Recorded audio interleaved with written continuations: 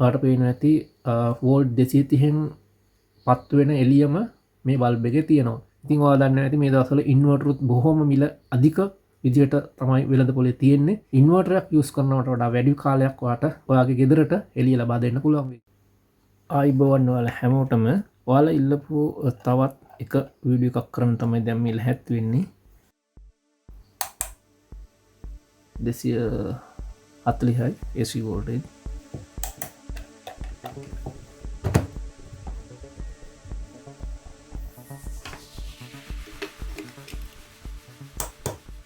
මේ 230න් පත් වෙන සාමාන්‍ය ඔරිජිනල් බල්බ් නෙමෙයි, සාමාන්‍ය බල්බ්. දැන් වෙළඳ පොලේ තියෙනවා රුපියල් 100ට 150ට 120ට ඒ වගේ බල්බ් එකක් තමයි මේ. ඉතින් මේවා ඇතුලේ හරි සරල විදියට හදා ගන්න පුළුවන් මේ අඩු ගානට තියෙන බල්බ් ගෙනල්ලා.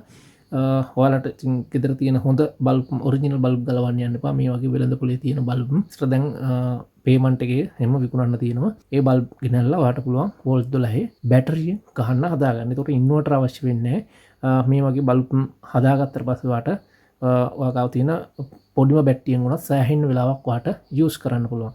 එහෙනම් මේ බල්බ් එකක් ගලවලා අපි බලමු කොහොමද වෝල්ට් 12ට හදාගන්නේ කියලා. මම ඒක ඔයාලට සරලව කියලා දෙන්නම්. මම මේ එකක් කොහොම හරි හදන හැටි. එතකොට හැම එකම ඔයාලට බලාගත හැකි හදන්නේ කොහොමද කියලා. මුලින්ම අපි බල්බ් එක ගලව ගමු. මෙන්න මේ වගේ සර්කිට් එකක් තමයි මේක ඇතුලේ තියෙන්නේ. මේක වෝල්ට් 230න් වැඩ කරන මේ කිසි දෙයක් අපිට අවශ්‍ය වෙන්නේ නැහැ. ඒක තේරම ගලවලා අයින් කරන්න වෙනවා. මේක තියෙන බල්බ් චෙක් කරගෙන වෝල්ට් කීයේ බල්බ්ද තියෙන්නේ, ඒව කොහොමද හදාගන්නේ වෝල්ට් 12ට වැඩ කරන්නේ, ඒ ටිකත් මම පෙන්නන්නම්. එහෙනම් අපි මේක ගලවගෙන වීඩියෝ එකට යමු.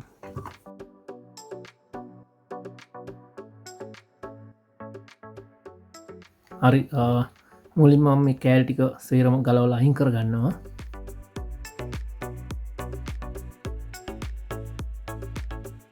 හරි, කෑලි ටික ගලව ගත්තා. තව රෙසිස්ටර් කීපයක් තියෙනවා. ඒවත් අපට අවශ්‍ය නැහැ. ඒවත් ගලවලා ඊට පස්සේ අපි මුලින්ම මේ වෝල්ට් කීයෙන් පත් වෙන බල්බ්ද, සමහරක් ඒවා 3 වෝල්ට් බල්බ් වෙනවා, සමහරක් ඒවා 6 වෝල්ට් එනවා. ඉතින් මේකේ බලමු කීයද කියලා වෝල්ටේජ් එක තියෙන්නේ මේ එක බල්බ් එකක. ඒක මම බලා ගන්න හැටි පෙන්නන්නම් ඉස්සෙල්ලා. ඒකට ඔයාගාව මල්ටිමීටර් එකක් තියෙනවා නම් ඔයාලට පුළුවන් ඒක අඩුම ඕම් ස්කේල් එකට දාගන්න.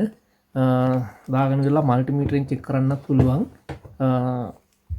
බල්බ් එකට තියලා දෙපැත්තට පත් වෙනවද කියලා බලාගත හැකියි. මේ විදිහට. ඒක පත් වෙන්නේ නැහැ. ඒ කියන්නේ මේක වෝල්ට් 3ට වඩා වැඩි බල්බ් එකක්. මම ඔයාලට පෙන්නන්නම් වෝල්ට් 3ෙන් වැඩ කරන බල්බ් එකක්. මෙන්න මේකේ හැවිලා තියෙන්නේ වෝල්ට් 3 ඒවා. ඉතින් වෝල්ට් 3ෙන් වැඩ කරන එකක්. ඉතින් මේකෙත් අඩු බල්බ් ප්‍රමාණයක් තමයි තියෙන්නේ. වෝල්ට් 3ෙන් වැඩ කරන ඒවා තමයි හරියන විදිහට මෙතන සර්කිට් එක හදලා තියෙන්නේ. හරි, එතකොට මේක වෝල්ට් 6ටද වැඩ කරන්නේ කියලා අපිට බලා ගන්න වෙනවා හරියටම. ඒකට මම ගන්නවා ඇඩ්ජස්ටබල් පවර් සප්ලයි එකක්. ඒකෙන් ටික ටික දීලා තමයි මේක හරියටම චෙක් කරගන්නේ වෝල්ට් කීයටද වැඩ කරන්නේ කියලා. හරියට මම ඇඩ්ජස්ටබල් පවර් සප්ලයි එක ඔන් කරගන්නවා. අපි මුලින්ම වෝල්ට් 3ට වගේ තියාගෙන බලමු. 3.5 ඔය වගේ ගානක තියලා බලමු. ඒකට අපිට මේක තියන්න මේක බෑ. පින් දෙකක් මාර්ගයෙන් අපි මේක තියලා බලමු. හරි, ඒකට මම මේ මල්ටිමීටර් එකේ ප්‍රෝබ් දෙකට රත් කරගන්නවා.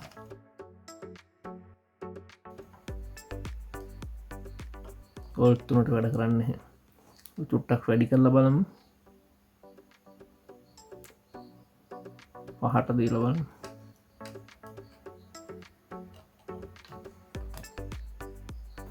5ට යන්තම් පත් වෙනවා. මේකේ ප්ලස් මයිනස් මාරු කරාම හරි. වෝල්ට් 5ට පත් වෙන එළියට වඩා මේක තව එළිය වැඩි වෙන්න ඕනේ. කියන්නේ වෝල්ට් 230න් ගහනකොට හොඳ එළියක් තියෙනවා මේකේ. ඒ නිසා මේක තව එළිය එන්න ඕන. වෝල්ට් 6ටම දාලා බලමු. 5 තිබුණේ. හරි, 6. 6ට තමයි මේක හරියටම එළිය තියෙන්නේ. ඔයාලට පේනවා ඇති. සුපිරි එළියක් තියෙනවා.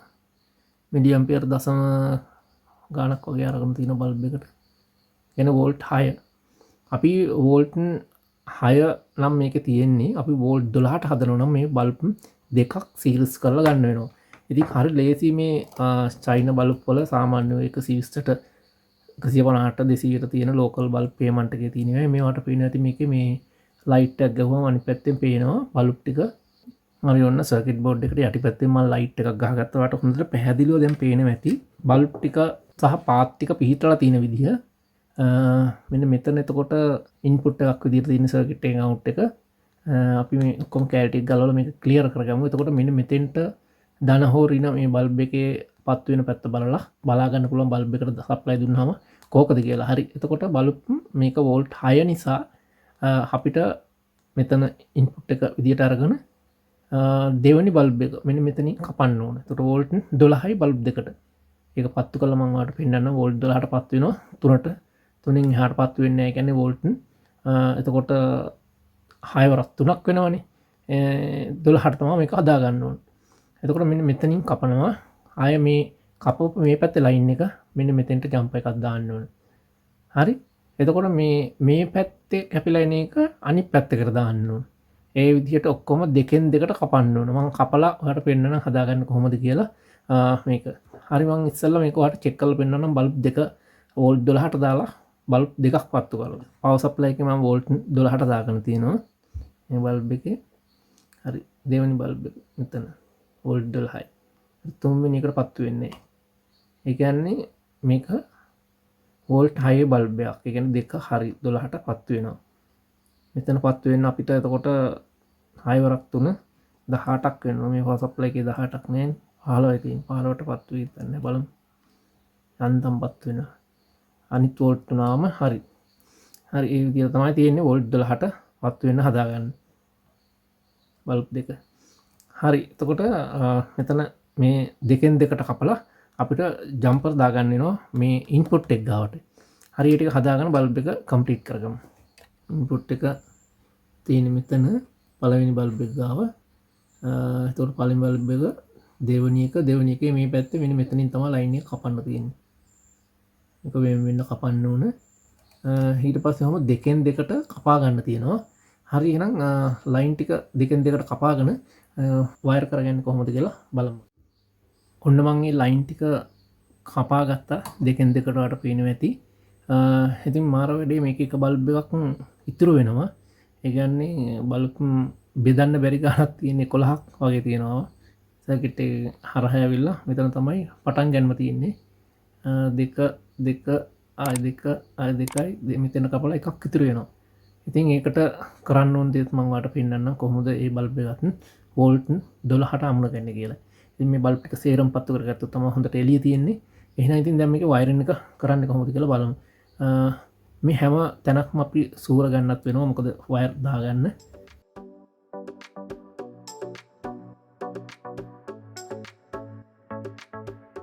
හරි බල්බ් දෙකෙන් දෙකට තියෙන හැම තැනක්ම සූරලා ගත්තවාට පේනවා ඇති. මෙතන තමයි පටන් ගන්න බල්බ් එක. දෙකකට එකක් ආය අනිත් සෙට් එකේ මුල සහ අග මේ සෙට් එකේ මුල සහ අග විදිහට සූර කරන තියෙනවා. දැන් මේ ටිකට ඊයන් ටිකක් තියාගමු. පුළුවන් නම් මේවයි සෝල්ඩින් ප්ලග් ටිකක් ගන්න. ඒකට අපිට පාස් ගන්න ලේසි.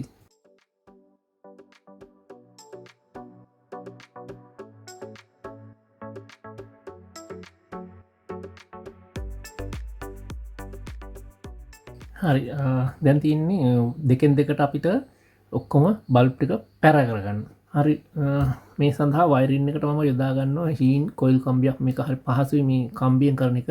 ඒකයි මම කොයිල් කම්බියක් ගන්නවාට ඉතින් මේ හීනි සයිස් එක මොකක් හරි ගේජ්ජකින් හරි වයර් සර්කිට් වයර් හරි මේක දා ගන්න පුළුවන්.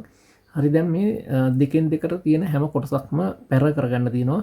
මෙන්න මෙතන තියෙනවා NL ඒ කියන්නේ කරන්ට් එක පාස්සපු වයර් දෙක මෙහා පැත්තෙන් දාලා මේ උඩින් පාස්සලා තියෙන. ඉතින් මේක මේ ලයින් එක නම් පින්ටර් එක මෙන්න මේ හරියට නිකන් ඇවිල්ලා තියෙනවා. අපිට මේ හරිය හූරලා ඒ පැත්තෙන් එන ටික ඔක්කොම මෙතෙන්ට පාස්සන්න පුළුවන්. සහ මේක N එක ගිහිලා තියෙනවා මෙන්න මේ හරියට විතර නිකන්. මේ හරිය සුද්ධ කරගත්තොත් අපිට ඒ N එකට එන පැත්තට ඒ කියන්නේ මෙතනට 230 නෙවෙයි ඊට පස්සේ දෙන්නේ අපි වෝල්ට් 12ට නේ හදන්නේ. මේ දෙකෙන් දෙකට පැර කරලා ගන්න එක පැත්තක් මෙතෙන්ටත් අනිත් පැත්ත මෙතෙන්ටත් පාස්ස ගන්න තමයි තියෙන්නේ. හරියනම් මේ දෙකෙන් දෙකට හූරලා ඊයන් තියාගත්තු ඒවා ඔක්කොම ටික අපි එකතු කරලා මේ දෙකට දාගමු.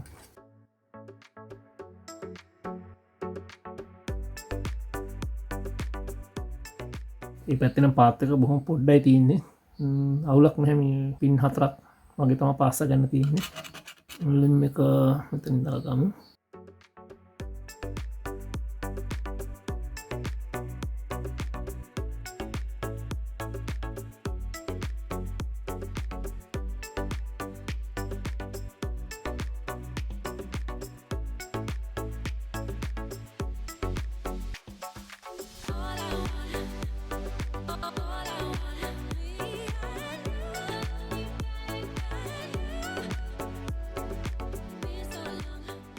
හරි එක පැත්තක් ඔක්කම පාස්සල ඉවරයි. දැන් ඉතුරු වෙච්ච බල්බ් එකෙත් මේ පැත්ත අපට යොදා ගන්න වෙනවා.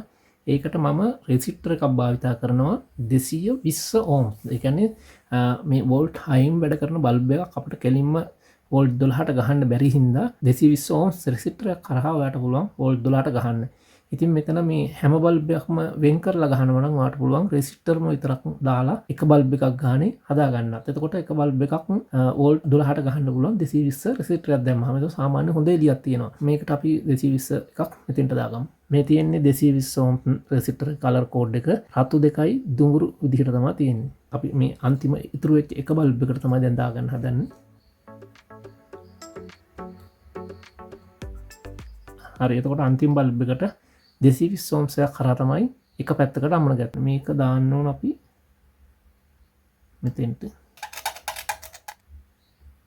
කොයිල් කම්බියක් නිසා තැරවුණත් අවුලක් නැහැ. කම්බියක් උඩ කම්බියක් ෂෝට් වෙන්නේ නැහැ. ඒක ඉනමල් එකක් තියෙන නිසා මේ ඒකයි කොයිල් කම්බි මම දාන්නේ.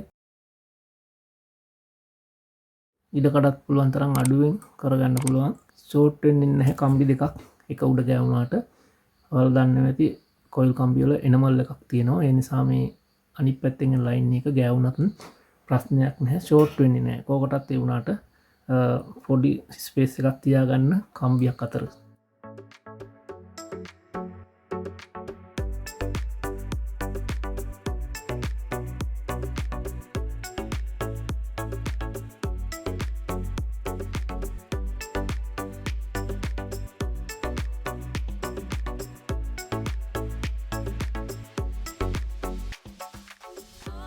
මම මෙහෙම කම්බි එකින්කට ඇද්දට වාට පුළුවන් කැමති නම් මේ බල්බ් එකේ ඉඳලා මෙහෙම රවුමට මේක ගාවට අරගෙන ආය අනිත් එකත් මේක ගාවට අරගෙන ওই විදියට රවුමටම ඇදගෙන යන්නත් පුළුවන්. මේ තියෙන්නේ මේ විදියට රවුමට කම්බි පාස්සගෙන ගිහපු එකක්. ඉතින් මේක Tamanට කැමති විදිහකට පහසු විදිහට හදා ගන්න පුළුවන්. ඔයාලට පේනවා මේ දෙකෙන් දෙකට කපපු ඒවයි දරන ටික මම මාක් කරලා තියෙනවා. ඒ ටික එකතු කරන් ගිහින් තියෙනවා. ඒක මෙතනින් මේ පාත් එකට දීලා තියෙනවා. ඊළඟට අනිත් එක මේ තියෙන්නේ රින ටික එකතු කරලා අරගෙන තියෙනවා. මෙතෙන්ට අමුණගෙන තියෙනවා.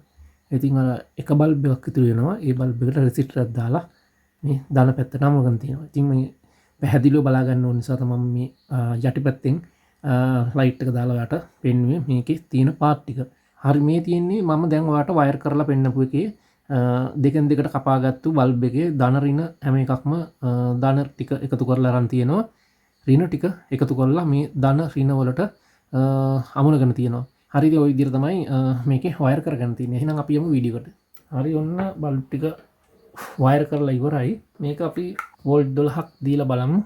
මෙතනයි තමයි තියෙන්නේ. අපි මෙතනට දීලා බලමු. මෙතනත් දන්නේ දාන අඩු නැතුව හොඳටම තියෙන රෙසිස්ටර් එක දාපු එකක් ඔයාලට පේනවා ඇති.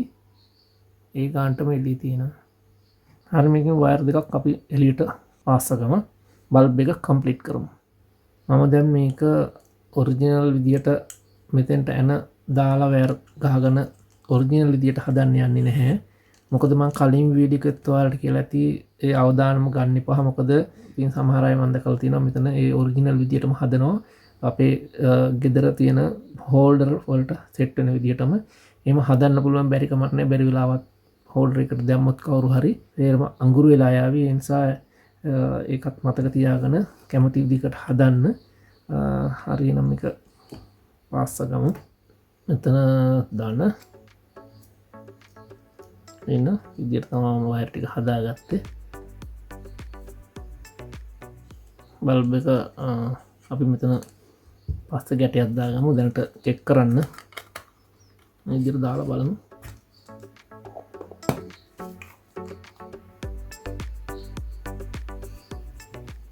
සුපිරිම එළියක් තියෙන වෝල්ට් 12ට. හරි මං ඉස්සෙල්ලාට වෝල්ට් 12 පවර් සප්ලයි එකෙන් ඔන් කරලා පෙන්නුවේ. දැන් මේක මම බැටරියෙන් පත්තු කරලා පෙන්නන්නම් ඔයාලට. Volt 12 UPS බැටරියක්. ඔයාලට පේනවා ඇති වෝල්ට් 230න් පත්තු වෙන එළියම මේ බල්බ් එකේ තියෙනවා. ඉතින් මං හිතනවා ඔයාට මේ වගේ බල්බ් කීපයක් හදාගෙන මේ වගේ UPS බැටරියකින් ඉන්වර්ටරයක් යූස් කරනවට වඩා වැඩි කාලයක් ඔයාට ඔයාගේ ගෙදරට එළිය ලබා දෙන්න පුළුවන් වෙයි කියලා. ඉතින් ඔයා දන්නේ නැති මේ දවස්වල ඉන්වර්ටරුත් බොහොම මිල අධික විදියට තමයි වෙළඳ පොලේ තියෙන්නේ. ඉතින් ඒ හැම දෙයක් එක්කම බලද්දී ඔයාට මේ බල්බ් එක මේ විදියට වෝල්ට් 12න් වැඩ කරන්න හදාගත්තාම ඒ එළියම ඔයාට ඊට වඩා වැඩි කාලයක් ඉන්වර්ටරයක් යූස් කරනවට වඩා වැඩි කාලයක් ඔයාට මේ බැටරියෙන් යස් කරන්න පුළුවන්. ඉතින් හොයි විදිර තමයි අද වීඩියෝ අවසන් වෙන්නේ. මං හිතනවා අද කියලා දීපු දේවල් වලින් වාට යම් කිසි අවබෝධයක් ලැබෙන්නේ නැති කියලා. ඉතින් මේ වීඩියෝ එක වගේ නොදන්න යාළුවන්ටත් වටේවි කියලා හිතනවා නම් යාළුවට බටන් ෂෙයා කරන්න. අද වීඩියෝ එක මෙතනින් ඉවරයි. තවත් මේ වගේම අලුත් වීඩියෝක් කරන් ඉක්මනටම එන්නම්.